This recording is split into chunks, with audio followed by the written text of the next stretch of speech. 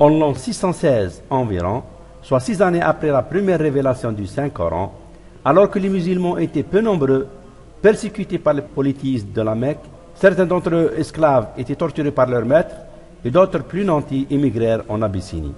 Le prophète alayhi salam, fit cette invocation à Allah. Seigneur, fortifie l'islam par l'un des deux Omar. Les deux Omar étaient soit Omar ibn Khattab, soit Amr ibn Hisham, dit Abu Jahl. Le lendemain, Omar ibn Khattab, l'un des plus farouches opposants aux musulmans et parmi ceux qui les persécutaient le plus, décida de tuer le prophète alayhi salam. Alors qu'il était en chemin, l'épée dégainée, il rencontra son meilleur ami qui, pour lui éviter de tuer le prophète alayhi salam, lui dit « Ta sœur et son mari ont renié ta religion et se sont convertis à l'islam. » Alors Omar, en colère, rebrousse chemin et se dirigea vers la maison de son beau-frère. Il y trouva en train de lire un feuillet du Saint-Coran. Il frappa sa sœur et lui exigea de lui remettre le feuillet. Elle refusa, craignant qu'il le déchire, et exige de lui qu'il fasse des ablutions, car il était polythéiste impur. Il s'exécuta et prenant le feuillet entre les mains, il lit. ما أنزلنا عليك القرآن لتشقى إلا تذكرة لمن يخشى تنزيلا ممن خلق الأرض والسماوات العلى الرحمن على العرش استوى له ما في السماوات وما في الأرض وما بينهما وما تحت الثرى وأن تجهر بالقول فإنه يعلم السر وأخفى الله لا إله إلا هو En terminant sa lecture, Omar s'exclama « Que ces paroles sont belles et nobles !»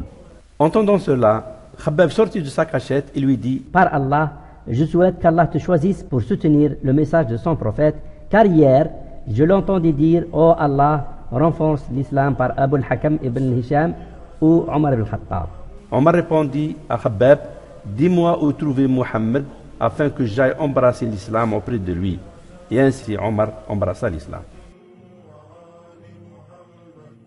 Depuis, le temps s'est écoulé et en l'an 622, les musulmans émigrèrent à Médine.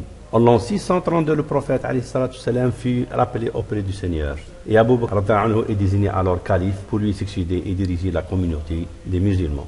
En l'an 634, Abu Bakr est décédé et Omar est désigné calife et dirigea ainsi les croyants pendant 10 années, jusqu'à son assassinat par un mécréant perse en l'an 644. Omar embrassa alors l'islam en l'an 616, après avoir lu Taha, où la première lettre du texte qu'il prononça est la lettre Ta. Or, le Saint-Coran a continué à être révélé jusqu'au décès du prophète en 632. Donc, après la conversion de Omar, la révélation a continué durant une période de 16 années, ce qui donne un nombre total de la lettre Ta dans tout le Coran de 1273 Ta. Et il s'avère que cette lettre Ta de Taha, qu'il prononça en premier, est exceptionnelle parmi les 1273 Ta, car elle est la seule à observer une totalité de 6 spécificités. Et qu'en plus, elle est positionnée au beau milieu des 1273 tas, tels que 636 tas soient à sa droite et 636 tas à sa gauche. Et que si on comptabilise le nombre de tas du début du Coran ou de sa fin jusqu'à cette lettre ta de Taha, on trouve exactement 637 tas. Et ce qui est intéressant est que durant son califat, l'armée de Omar en campagne alors en Syrie a fait le siège de Jérusalem en l'an 636. Et en l'an 637, Omar en personne entra conquérant à Jérusalem, où il établit le pacte qui porta son nom, donnant les bases du statut de protégé, dhimmi, aux chrétiens et juifs, et permit ainsi aux juifs, en l'an 638, de retourner à Jérusalem, après avoir été chassés de Palestine en l'an 135 par les Romains, à la suite de la deuxième révolte juive.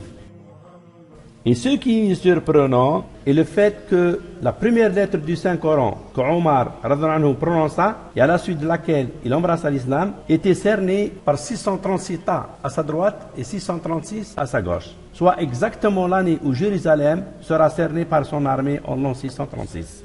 Et le nombre de tas du début ou de la fin du Saint-Coran jusqu'à cette lettre ta qu'il prononça est 637 tas, soit absolument l'année 637 où il pénétra conquérant à Jérusalem.